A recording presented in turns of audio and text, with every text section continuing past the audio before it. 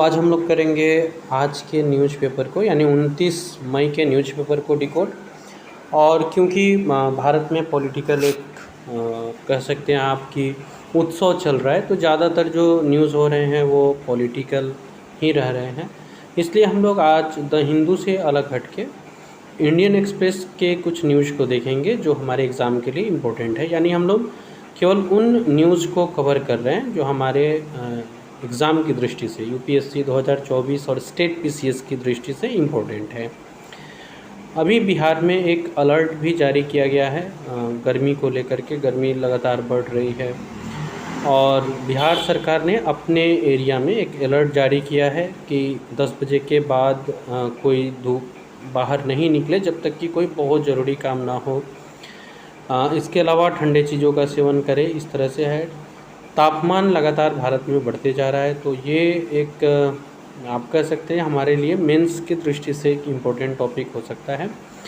और ये आज की वीडियो में पहला जो निवेदन आप कह सकते हो ये है कि सभी लोग अपना ध्यान रखें। टेम्परेचर लगातार बढ़ते जा रही है। हम लोग स्टार्ट करते हैं इस फर्स्ट जो न्यूज़ है, ignoring global outcry, Israel strikes another tent camp in Gaza, 21 killed. इसमें हम लोग जो एग्ज़ाम की दृष्टि से देख सकते हैं इस न्यूज़ में, नीचे जो एक सब कॉलम में है, signal to the world, Spain, Norway, Ireland formally recognize Palestine. तो ये कुछ समय पहले भी न्यूज़ में थी कि दुनिया को एक संकेत देने का कोशिश किया है स्पेन, नॉर्वे और आयरलैंड ने। इन्होंने पहले ही फ़िलिस्तीन को एक देश का दर्जा दिया है, एक राज्य का दर्जा दिया है। और हालांकि अभी बहुत कुछ डिपेंड करता है यूएन के ऊपर भी, यूनाइटेड नेशन इसको वो मान्यता देती है या नहीं, उसके ऊपर निर्भर करता है। तो अभी तक में आप प्रीलिम्स की दृष्टि से बस इतना हम याद रखना होगा हमें कि स्पेन, नॉर्वे और आयरलैंड ने फ़िलिस्तीन को एक राज्य, एक राष्ट्र का दर्जा देने का जो समर्थन है उसको किया है और दिया है।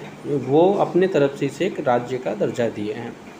देखते हैं आगे अगला कुछ न्यूज़ जो इम्पोर्टेंट है हमारे एग्ज़ाम की दृष्टि से। ये एक रोचक न्यूज़ बन सकती है। Historic election that will likely give Mexico its first women president to be held Sunday. तो एक ऐतिहासिक इलेक्शन होने जा रहा है मैक्सिको में और इसकी पूरी संभावना है कि पहली महिला राष्ट्रपति मैक्सिको को मिलेगी। ये न्यूज़ हम लोग इलेक्शन के बाद देखेंगे।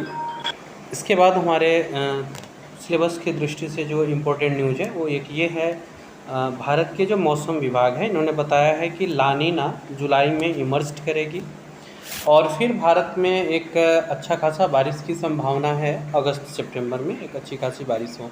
ये लानीनो अल नीनो लगातार चर्चे में है और हमारे सिलेबस में भी बहुत इम्पोर्टेंट भूमिका रखते हैं। लानीनो जब भी जनरेट होता है तो भारत में बारिश बढ़ती है, जबकि अल नीनो से भारत में बारिश कम हो जाती है।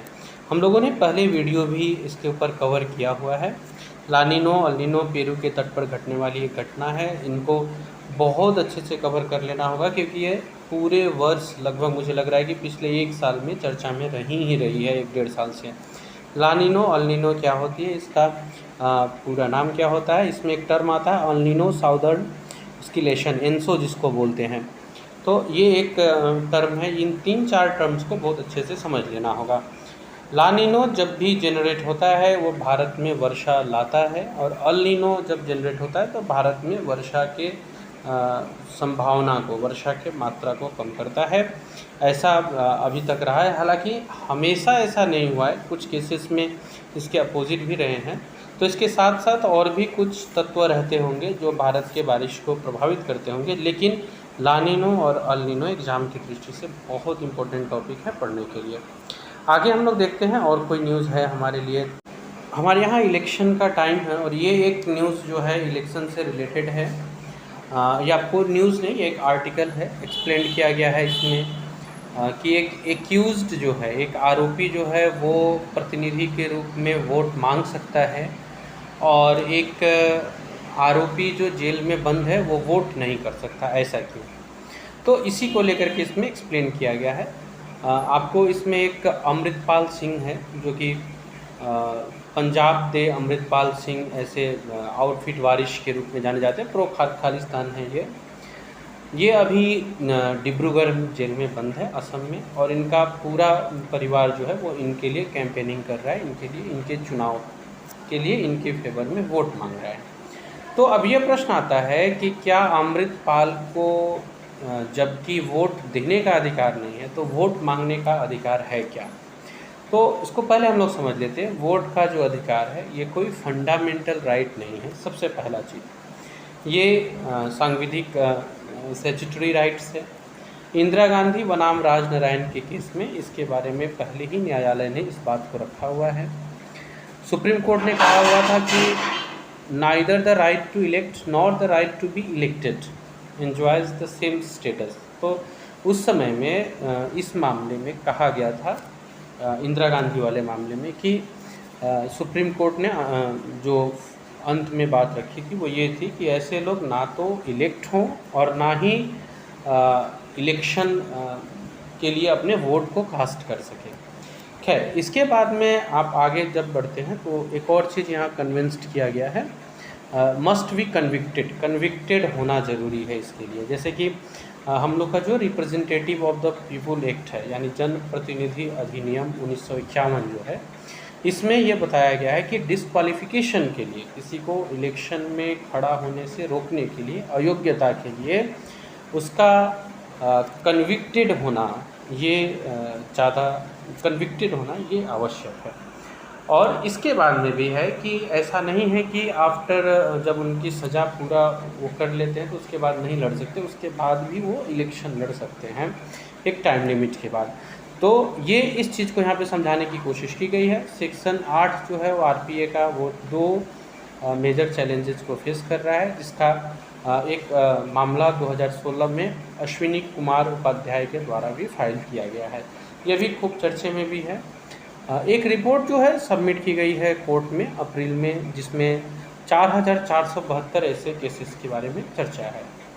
अब है कि इसमें जो वोटिंग का राइट है, जो वोट देने का राइट है, इसको लेकर के बहुत ज़्यादा चर्चा हो रही है, लेकिन यहाँ क्लियरली चीज़ मेंशन्ड है कि वोटिंग का जो अधिकार है हमारा, वो फंडामेंटल राइट नहीं है, मीन्स मौलिक अधिकार नहीं है कि जेल में होने के बावजूद भी वो अधिकार हमको मिले, हम अपने उस चीज़ की को प्रैक्टिस कर सके या अपने वोट को कास्ट कर सके। ये टोटली सांविधिक मीन्स विधिक अधिकार के रूप में है, आप राजनीतिक अधिकार के रूप में इसको देख सकते हैं, लेकिन ये फंडामेंटल राइट में नहीं आता है। तो इसको लेकर के ये बात करना कि क्यों कोई कैदी वोट नहीं दे सकता है, ये कोई वोटिंग राइट को नहीं जस्टिफाई करने जैसा दिखता है। तो ये इस चीज़ को आर्टिकल में समझाया गया है बहुत अच्छे तरह से। आप चाहे तो इसको फिर से एक बार पढ़ भी सकते हैं, मैंने कोशिश किया है इसको ठीक से समझाने का। सो आज के लिए यही है फ्रेंड्स, हम लोग मिलते हैं ऐसे ही इंपॉर्टेंट वीडियो के साथ। और बीपीएससी 70वीं के लिए हम लोगों ने प्रिपरेशन स्टार्ट कर दी है। आप चैनल से जुड़े रहें और ऐसे कोई लोग जो बीपीएससी का प्रिपरेशन कर रहे हो उन तक चैनल को शेयर कर दें। आज के लिए इतना, थैंक यू।